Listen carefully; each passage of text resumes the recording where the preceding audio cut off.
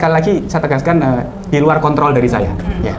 Karena sudah sesuai kesepakatan dari keluarga, kita tidak diperkenankan untuk dari atas nama keluarga, saya selaku suami tidak diperkenankan ataupun nama besar Pondok Pesantren Lirboyo ataupun yang di Kaliwungu di Pondok Pesantren Mambaul Hikmah juga tidak diperkenankan untuk melanjutkan. Akan tetapi ketika di luaran sana, sekali lagi saya bilang di luar kontrol saya. Terserah Anda. Ya monggo. Karena dari poin itu ketika nanti memang dampak yang ditimbulkan dari postingannya, entah itu dari polarisasi atau dari pihak-pihak yang tetap tidak terima itu kok bergerak melakukan sesuatu, itu termasuk adalah hal yang harus dipertanggungjawabkan Eko sendiri, gitu. Karena dalam draft kesepakatan tadi. Ya, jadi itu adalah bagian dari yang kami maksud dari bertanggung jawab atas dampak yang terjadi. Entah siapa yang salah, ku tak tahu. Assalamualaikum warahmatullahi wabarakatuh. Bismillahirrahmanirrahim. Allahumma sholli ala sayyidina Muhammadin wa ala alihi wa sahbihi ajma'in. Amma ba'du, ja'alana min ahlil khairi was sa'adah fid dini wad dunya wal akhirah.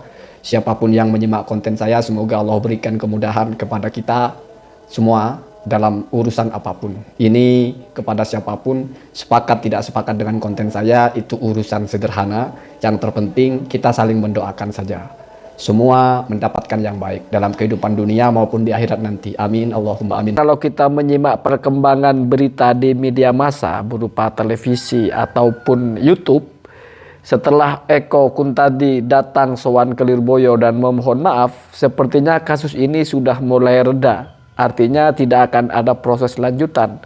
Karena dengan meminta maaf secara terbuka di hadapan keluarga besar Lirboyo, sepertinya sudah selesai. Tetapi ada salah satu channel YouTube yaitu inilah.com yang presenternya adalah Rahma Sarita melakukan wawancara eksklusif dengan Gus Rifkil sebagai suami dari Ning Imas yang nama lengkapnya Fatimatuz Zahroh. Di situ terungkap beberapa narasi di mana kalau kita baca dari judul podcastnya atau judul wawancaranya Rahma Sarita ini, seolah-olah di situ memang iya pihak Lirboyo atau pihak personal itu maksudnya Ning Imasnya dan juga pihak keluarga besar Lirboyo, bahkan keluarga besar suaminya yaitu Pesantren Mambaul Hikmah di Kaliwungu, itu tidak akan membawa ini ke ranah yang lebih serius atau ranah lanjutan berupa ranah kepolisian atau ranah hukum. Tetapi di situ ada kalimat-kalimat berupa pemasrahan sepenuhnya atau terserah kepada pihak lain yang mungkin saja ingin membawa ini ke ranah hukum sesuai dengan dugaan-dugaan pelanggaran yang terdapat di dalamnya. Misalnya berkaitan dengan pelecehan kepada seorang wanita, seorang ustazah. Bila ada pihak yang menganggap itu sesuatu yang harus disikapi secara hukum, maka ya itu di luar kendali pihak Lirboyo, di luar kendali pihak personal yang terlibat dalam hal ini sebagai korbannya, yaitu Ning Imas. Dengan narasi seperti itu, maka opini mulai berkembang lagi ke arah mungkin saja nanti Eko Kuntadi ini dipolisikan.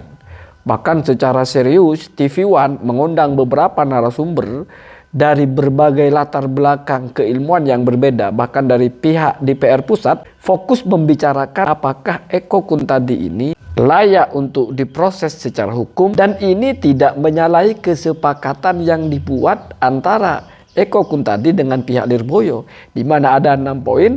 Di poin nomor 2, di situ dituliskan bahwasanya Eko Kuntadi harus siap bertanggung jawab terhadap dampak yang ditimbulkan. Nah, kata Ning Imas, tafsiran dari itu adalah bisa jadi dampak itu adalah dia berurusan atau dikasuskan secara hukum. Jadi seandainya tiba-tiba ada yang melaporkan, tidak bisa dianggap ini adalah one prestasi atau ini adalah pelanggaran terhadap komitmen atau perjanjian atau kesepakatan yang terpoinkan di dalam 5 poin, di mana ini dirilis dalam NU Online dan berbagai media lainnya. Artinya, seandainya pada akhirnya dilaporkan oleh pihak tertentu, ya, maka itu tidak bisa kita katakan bahwa Lirboyo ingkar janji, Lirboyo tidak berpegang teguh kepada kesepakatan dengan Eko Kuntadi. Karena dalam kesepakatan itu sendiri, poin 2 seperti yang saya sebutkan tadi, bahwa yang dimaksud dengan siap bertanggung jawab atas dampak yang ditimbulkan, salah satunya bila itu adalah konsekuensi hukum. Artinya bila suatu ketika nanti ada pihak-pihak tertentu yang mengangkat ini ke kepolisian. Pihak-pihak tertentu nggak mesti dari orang NU, nggak mesti dari Ansor. Bisa jadi juga yang melaporkan ini adalah dari pihak-pihak yang mewakili perempuan. Karena sebagaimana disebutkan oleh beberapa pakar dalam wawancara di TV One itu, ini bisa saja disorot dari kasus seorang perempuan dilecehkan di depan publik dengan narasi hate speech. Artinya ini multidimensi, bisa disorot dari berbagai sisi. Apa masuk kepada pelecehan agama, apa masuk kepada pelecehan perempuan, atau masuk kepada tindakan tidak menyenangkan dan sebagainya. Kalau saya pribadi berpendapat bahwasanya kasus ini selama Eko Kuntadi itu nampak punya etikat baik untuk mengurangi kebiasaannya menyampaikan narasi-narasi yang tajam, bahkan cenderung merendahkan, ya. Artinya dia tidak mengulangi hal-hal semacam itu lagi, maka saya anggap lebih baik ini diselesaikan. Karena apa yang dilakukan Eko Kuntadi itu jauh-jauh datang ke Lirboyo dan dengan keterbukaan bersedia diliput oleh banyak sekali media, dia menyatakan memohon maaf, menyatakan salah.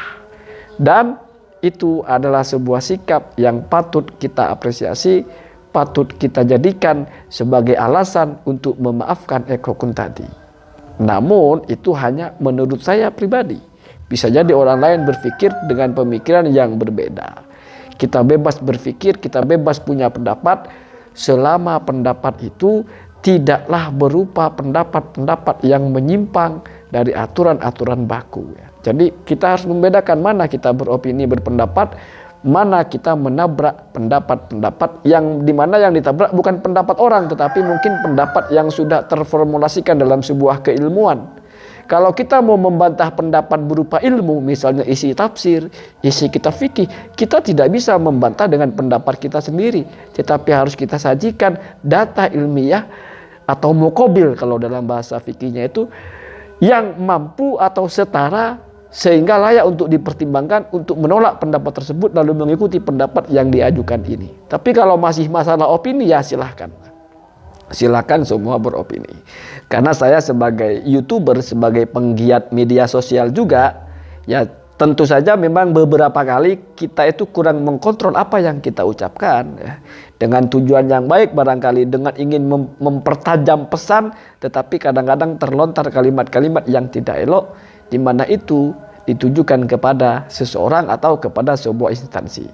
Pada akhirnya semoga masing-masing kita mampu memperbaiki diri dalam berkomunikasi, dalam menyampaikan pendapat, dalam menyikapi perbedaan, sehingga walaupun kita tidak harus berpikir yang sama, tapi kita tetap tidak harus merusak ikatan kebersamaan. Karena kita bisa saja berbeda dalam banyak hal, tetapi kalau untuk menjunjung kebersamaan, untuk menjunjung ketentraman dan perdamaian, dan menutup pintu konflik-konflik, maka kita akan dan wajib sepakat dengan hal ini. Hadanallahu wa iyyakum ajmain. Assalamualaikum warahmatullahi wabarakatuh.